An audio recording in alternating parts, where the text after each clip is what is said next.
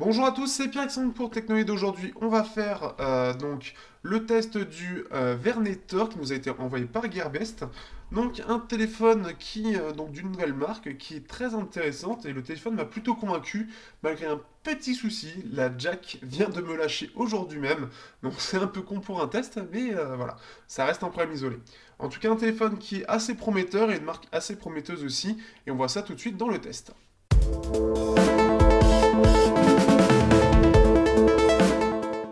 Au niveau du design, on se retrouve avec quelque chose d'assez banal, pas quelque chose de recherché. Forcément, on est sur un téléphone à 100 dollars. Néanmoins, donc c'est plutôt bien construit. On ne pourra pas enlever la batterie, mais en dessous, on se retrouvera avec deux entrées micro SIM et une entrée port SD. On a droit à un appareil photo qui est quand même très haut, comme on peut le voir par rapport à l'appareil en lui-même. On a un capteur d'empreinte qui lui est plutôt bien mis. On a un petit haut-parleur ici. Le bouton power et volume plus et moins sur la droite. En dessous, on a le micro et le port micro USB. Au-dessus, on a le port jack.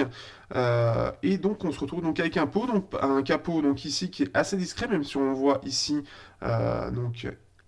que ça peut s'enlever. On a droit même à un écran 2,5D, donc ce qui fait qu'on a quelque chose d'assez sympa. Alors les touches, malheureusement, elles auraient pu être plus sympas, puisque là on se retrouve quand même avec des touches assez simplistes, donc deux points et un carré type un peu iPhone. Mais néanmoins, donc ça reste un design qui, en main, est plutôt bon. En plus de ça, il est assez léger. Donc quelque chose de tout à fait correct. On se retrouve aussi avec le capteur avant qui est ici, les capteurs de proximité, le luminosité, et ici le haut-parleur. Donc quelque chose voilà, de tout à fait correct en termes de design, en termes de prise en main. Il est assez léger. Donc ça reste bon, mais c'est clairement pas sur cet appareil-là qu'on aura de l'originalité ou quelque chose qui est un peu tape à l'œil. En termes de surcouche, on se retrouvera avec Android 6.0, donc une bonne chose. En plus de ça, l'appareil est plutôt suivi puisqu'il a eu jusqu'à 3 mises à jour jusqu'à maintenant, donc une très bonne nouvelle. Donc un appareil qui est plutôt fluide, en plus il a 3 Go de RAM. Donc là j'ai mis le launcher Google. Tout fonctionne bien, on a quelques petites choses en plus comme le téléchargement turbo qui permet d'avoir à la fois le Wi-Fi et la 3G pour télécharger des petites choses, et l'application Uber, puisqu'il y a eu un petit partenariat entre Uber et Vernet pour un petit peu lancer la marque et faire un petit peu de bruit. Au-delà de ça, vous n'aurez pas les applications Google au départ, vous aurez juste le Play Store, ce qui va permettre de choisir toutes les applications que vous voulez ajouter. Donc c'est plutôt une bonne chose.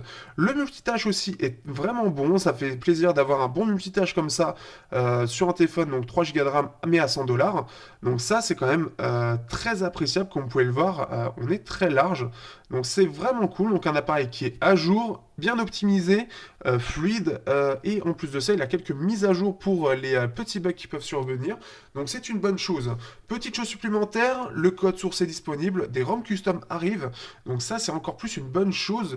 Là-dessus, Vernet est vraiment un élève parmi les Chinois, un bon élève. Au niveau de l'autonomie, on se retrouvera avec un appareil qui a une batterie de 2800 mAh, un écran 720p et un MT6753, donc un octo-core.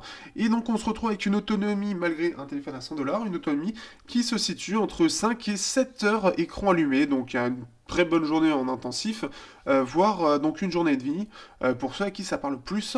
Donc ça c'est plutôt cool. Sur YouTube on est sur 5h25 de 100 à 15% avec la luminosité au maximum, ce qui est quand même un bon score, un peu moins bon que certains, mais on est sur vraiment quelque chose de très correct. Au niveau des benchmarks, il faut le situer en face d'un Snapdragon 615 qu'on peut par exemple retrouver sur le Oppo F1. Donc en termes de graphisme, on sera sur quelque chose d'un petit peu inférieur. Par contre, en termes de processeur, on sera sur quelque chose d'équivalent. Néanmoins, en jeu, la différence ne se verra pas, puisque en général, le Mali T720 MP3 qui occupe donc ce processeur, le MT6753, gère très bien les jeux, donc ça c'est plutôt une bonne nouvelle. En plus de ça, on a les 3 Go de RAM, on a 16 Go de ROM, donc un appareil assez complet, assez performant, surtout pour le prix. En termes d'écran, on est sur un écran 720p IPS, donc un écran qui est plutôt pas mal en termes de luminosité et en termes de couleur, donc pas grand chose à dire. Par contre, on a donc du Gorilla Glass 3, donc en plus de ça en 2,5D. Malheureusement, il prend un peu facilement les rayures, même pour du Gorilla Glass 3 qui, je trouve, est un peu marketing, mais il prend un peu facilement les rayures, et ce qui fait que c'est un petit peu dommage, sachant que les films de protection ne sont pas forcément faciles à trouver. C'est un petit peu dommage de voir que son appareil prend assez rapidement les rayures. mais au niveau de l'écran lui-même, par contre, c'est du tout bon, c'est même un très bon écran pour le prix. Au niveau du son, alors j'ai eu la malchance d'avoir le jack qui a lâché, mais de base, l'appareil a un très bon son en jack, donc qui équivaut à pas mal de téléphones qui sont à 200, même un peu plus que ça. Par exemple, il se débrouille mieux que le Oppo F1 qui est vendu à 230 euros en France. En termes par contre de haut-parleurs, bah, on sera sur quelque chose de très très basique, voire assez mauvais. C'est pas là-dessus qu'on écoutera de la musique. Donc ça grésille, c'est pas très précis, on a juste les voix par exemple qui sont mises en avant, mais clairement ce sera pas un haut-parleur qui sera de bonne qualité. Donc à oublier rapidement. Donc ce qui fait que voilà, un petit peu la jack est vraiment pas mal quand elle fonctionne. Malheureusement j'ai pas eu de bol, c'est apparemment pas un souci récurrent, j'ai juste pas eu de bol de mon côté. Au niveau de l'appareil photo, alors là j'étais assez convaincu par l'appareil, malgré donc son petit souci où en fait les ISO sont mal gérés, ce qui fait qu'en l'intérieur les photos seront assez sombres. On peut les récupérer en modifiant l'exposition et en le mettant un petit peu plus, mais par exemple en extérieur on va pouvoir faire vraiment des photos très réussies, on va avoir pas mal de détails. Donc là il est un petit peu flou, mais en soi, alors si j'avais à retrouver une photo réussie, ça semble être le cas de celle-ci. On a quand même pas mal de détails et c'est assez cool de voir qu'un appareil à 100 $ permet de faire des photos très correctes. Alors on va aller dans la galerie pour pas voir les photos téléchargées. Alors, qu'est-ce qu'on a par exemple? Ici on a deux photos que je trouve assez réussies. Donc, hop, donc ici on peut voir Iron Man. Donc en termes de détails on est quand même pas mal du tout. Et si on regarde derrière Avengers, on a vraiment tous les détails. Si on regarde le hot dog, donc on a aussi vraiment, on a vraiment pas mal de détails. C'est vraiment, je trouve, vraiment impressionnant pour un appareil de ce type. J'ai pu comparer au Idol 3, j'ai pu comparer au Surge Phone, j'ai pu comparer au Redmi Note 2, et sur les trois sont meilleurs. Enfin, le Vernetor est meilleur par rapport au 3, plus ou moins. Par exemple, le Surge Phone, il est largement meilleur. Les photos sont carrément potables, et c'est même, je trouve, assez impressionnant d'avoir donc un appareil qui puisse être aussi bon dans ce dans cet exercice. Je ne m'attendais pas du tout à un appareil photo qui soit performant en soi et il m'a plutôt étonné. En termes de caméra avant, on sera sur quelque chose d'un petit peu plus classique, pas beaucoup de détails en soi, donc s'il veut bien charger la photo correctement, pas mal de grains, ça restera potable, mais on est loin de ce qui est possible de faire, mais après on est sur un téléphone à 100 $.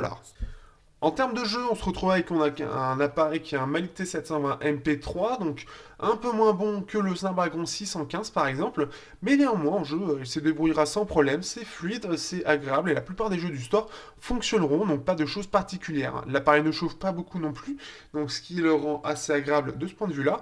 Donc pas grand-chose à dire, c'est vraiment correct. Il n'y a pas de choses particulières à dire dessus. Alors que dire de ce téléphone, de ce Vernetor? Eh bien, c'est un téléphone que je trouve vraiment pas mal du tout sur beaucoup de points. Il est bien optimisé, l'appareil photo est plutôt bon, la jack, bah, j'ai pas eu de bol, mais elle fonctionne plus. Mais la jack, quand elle fonctionne, est vraiment pas mal non plus. L'écran est de bonne qualité, l'autonomie est bonne aussi, donc ce qui en fait un appareil qui est assez complet. La seule petite chose, c'est que le capteur d'empreinte est un peu capricieux par moment, mais la plupart du temps, il fonctionnera. Donc, on va dire sur un taux, c'est à peu près 8 sur 10, 7 à 8 sur 10. Donc, c'est plutôt correct. En plus de ça, certaines mises à jour améliorent un petit peu plus, un petit peu plus le fonctionnement, ce qui en fait donc un appareil tout à fait correct. L'autre petite chose, donc le petit défaut que j'ai trouvé, c'est aussi donc l'appareil photo à l'arrière qui aura tendance à sous-exposer les photos en intérieur. Donc comme vous pouvez le voir dans les exemples dans la description. Euh, donc après, pour moi, ça reste deux petits détails. Reste à voir la fiabilité de la marque, mais il y a beaucoup de choses positives sur cet appareil. Je suis assez étonné de la qualité. Je ne m'attendais pas à une telle qualité, mais globalement, c'est vraiment très très positif et j'en suis même à vouloir en fait l'utiliser à plein temps, puisque j'ai déjà toutes les notifications, mais en plus de ça, parce que le téléphone est tout simplement très agréable à utiliser au quotidien, grâce à son optimisation, le multitâche, le fait qu'il soit sur un 6.0, l'appareil photo qui est vraiment pas mal, l'écran qui est agréable, enfin quasiment tout est bon sur cet appareil, ce qui fait que voilà, je suis vraiment content et très étonné de la qualité de ce dernier. Donc n'hésitez pas donc à dire votre avis sur ce téléphone. Merci à Gearbest de nous l'avoir envoyé et sur ce, à bientôt pour de prochains tests sur Technoid.